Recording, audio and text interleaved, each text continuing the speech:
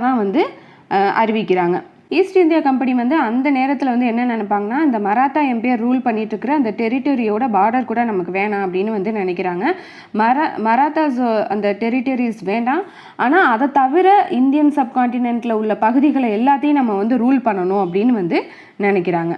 Mughals versus பிரிட்டிஷுங்கிற வீடியோலேயே நான் வந்து சொல்லியிருப்பேன். பிரிட்டிஷ் வந்து முகல்ஸை வந்து எப்படி டிஃபீட் பண்ணாங்க அப்படிங்கிறதுக்கு வந்து ஒரு தக்க தருணம் வரும் அப்படின்னு சொல்லி அவங்க வந்து அமைதியாக வந்து வெயிட் பண்ணிகிட்டே இருப்பாங்க.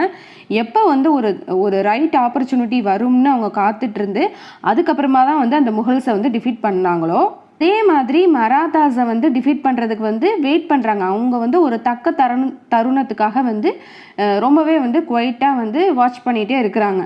ஈஸ்ட் இந்தியா கம்பெனி வந்து ரொம்ப சேஃபாக இவங்களை வந்து நம்ம அட்டாக் பண்ணணும் அப்படிங்கிறதுக்கு வந்து ரெடியாக வந்து இருக்கிறாங்க. 1772 அந்த ஆப்பர்ச்சுனிட்டியும் வருது. பேஷ்வா